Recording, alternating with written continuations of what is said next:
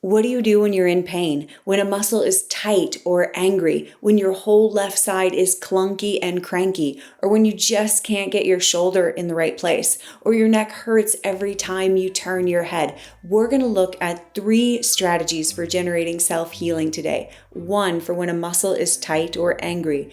2, for when something's just off in the body. And 3, how to create lasting change. Let's dive in.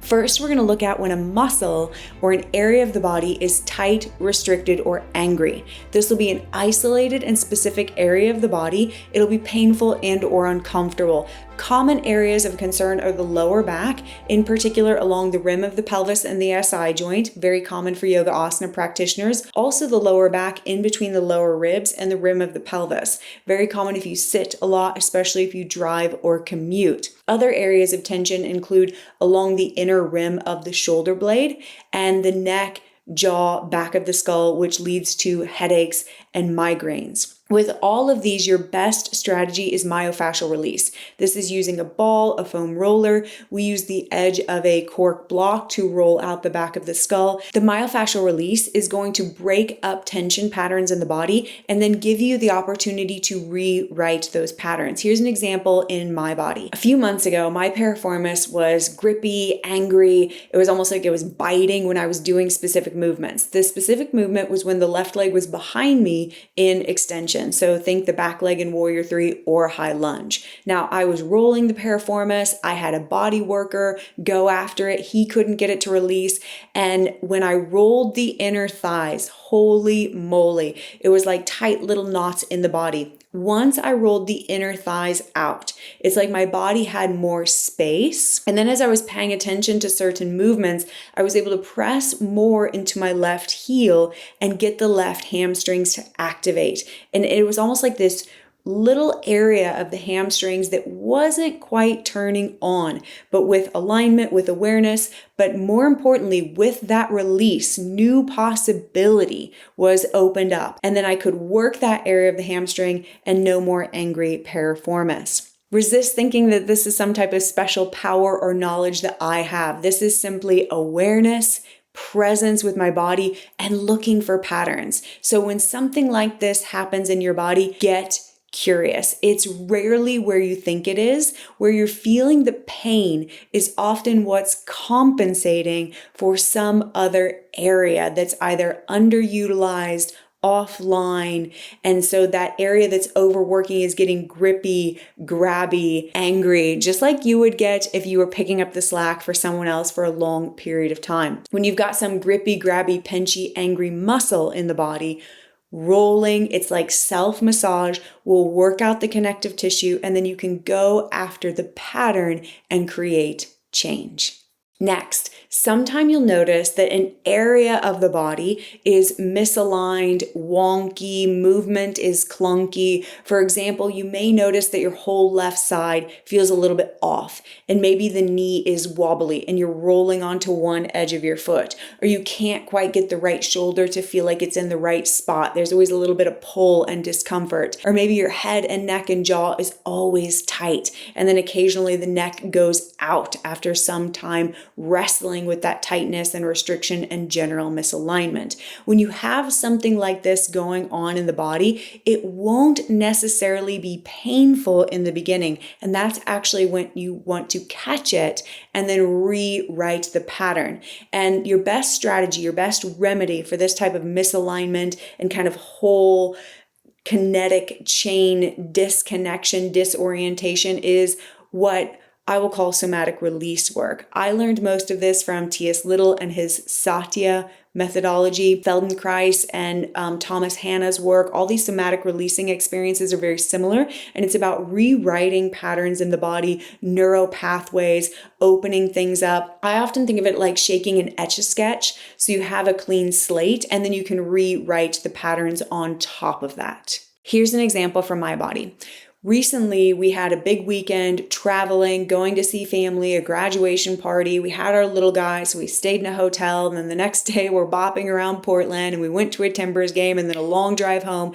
And it was one of those like 30-hour periods that felt like 2 weeks because we did so much and on the go. And we got back, and I normally go to the gym Tuesday, Wednesday, Friday. But because I had to take my car in for service on Tuesday morning, I went on Monday. So right after we got back. And I went to the gym, I did my morning run, and later in the day, I was going over the sequence I was going to teach in classes that week. And as I was doing the sequence, I noticed my left knee was so wobbly, and no amount of awareness or alignment was able to work it out, which told me I had a kinetic chain issue, that something was off way deeper in the body, and I needed the SATYA work to clear it up, clear it out, and rewrite that pattern. Now, this is important. I didn't have pain, and my practice is what told me something was off in the body. No amount of alignment or awareness was able to clear it up. So it's like I had to go back and do the kind of cleansing, releasing, neuro networking, repatterning before what I was doing on the mat, on the block, this kind of step up lunge stuff was ever going to improve and be realigned. And I think that's really important because many of us were trained in alignment-based schools as if alignment and awareness could solve the challenges we have in our body. And 20 years of teaching and practice says that's just not true. That sometimes to clear up those type of deep kinetic chain misalignments, you need to do the floor work, the slidey-glidey work, the repatterning, reprogramming for the neuro networking, right? It's not a lack of ability. It's that you need to rewrite some patterns in the body. This type of misalignment is often the precursor to pain. So the beautiful thing is you can use your practice to become aware of it, and then you can do the work to clear it up. And then again, you use the practice to test it,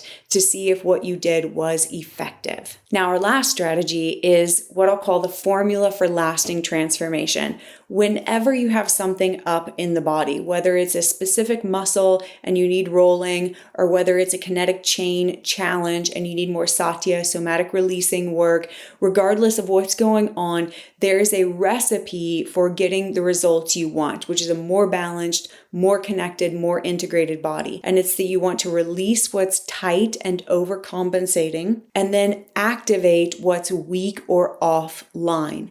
And I use the word activate because you've got to turn it on and keep it on. It's more than engaging. And often what's offline are endurance muscles in the body.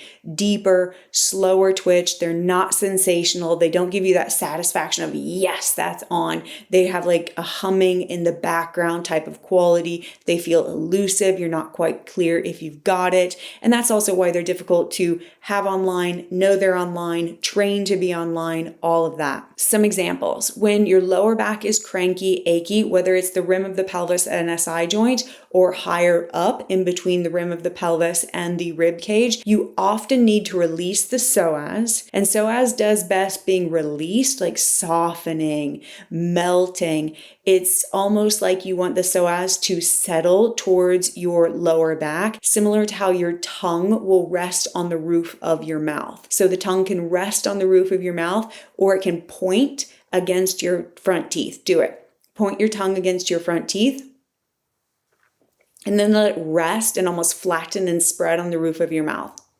Similarly, when we're over-recruiting psoas, it gets that pointy, pushy, grippy, pinchy. For me, it almost feels like guitar strings in the front of my body. When psoas released, it's like it settles into the back side of the body, and it has that sense of spreading like the tongue on the roof of your mouth. So with any lower back thing, there's almost always a need to release and relax psoas. Also piriformis. Now, psoas and piriformis are unique in that they're inside-out muscles. They attach to the spine and the leg directly, hopping over the pelvis. They're often called hip flexors or external rotators, but another way to think of them is spinal stabilizers. And they pick up the slack when your deep core is offline. So you want to release, relax psoas and piriformis, and then activate the deep core. This includes respiratory diaphragm and functional breathing, pelvic floor diaphragm, again, part of functional breathing, transverse abdominis, the muscles that wrap around your spine like a corset. And then the multifidi, the muscles that run up your spine like shoelaces, will automatically engage when you lift the pelvic floor. Now, the multifidi are too deep to feel. They're not innervated, so it's like a bonus. But it's also an excellent example that many of these deeper intrinsic muscles are not sensational, which is, again, why they're difficult to recognize when we've got them online. One of the ways to recognize the deep cores online is you just feel more stable. You feel more solid and you feel more stacked in your body, especially pelvis and rib cage, because that's what it's going to take to have respiratory diaphragm, pelvic floor diaphragm talking. So again, with the lower back, release psoas piriformis, activate the deep core. Here's an example for upper back, shoulders, and neck. Anytime you have gripping, pinching, pulling in the upper back, neck, and shoulders, there's almost always a part trapezius is playing. Now, the upper trapezius are some of the fastest twitch muscles in the body. They're deeply related to the sympathetic nervous system, your fight or flight. And when the trapezius lift up, they often pull our breath up. We start breathing into the chest, which generates more sympathetic activation, more creep and climb of the shoulders. So it becomes a very vicious cycle. So the first thing is release the traps. Let the shoulders drop down. Don't pull them down because that'll activate the lower traps, but just let the shoulders drop down. Maybe do some circles with your nose, not your neck, but your nose, a story for another day, or shoulder rolls. A strap can work wonders on the upper back too. Now, once you release trapezius, the work is engaging the deep neck flexors. These are muscles like the deep core, very close to the spine, endurance muscles. They help your head and neck stay balanced. You can activate the deep neck flexors by placing your hand underneath your chin. Press your chin down just a little bit.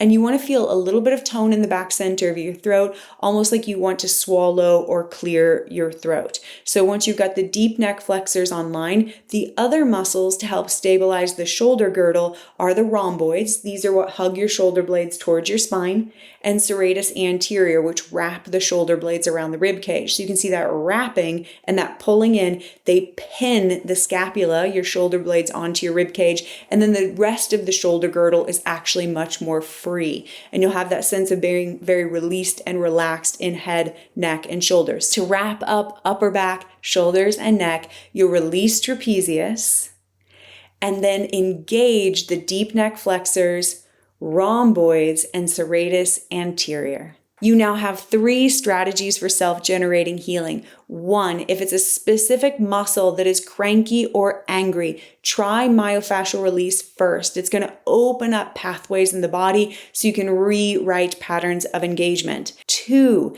if it's more of a kinetic chain issue, if it's an alignment issue, something's always a little bit off or wobbly or can't seem to find the right spot, do the SATYA, slidey-glidey, somatic release work. This will repattern and rewire the body-mind so that you can create the connection and coherence that you're looking for. Number 3, this is the formula for lasting transformation. Soften, release what's tight or overcompensating, and then activate what is weak or offline. Let me know how these go for you. Please drop any questions in the comments below. I love getting back to you and being able to help you work on these patterns in the body so that you feel more free, but also you have more agency with your own healing.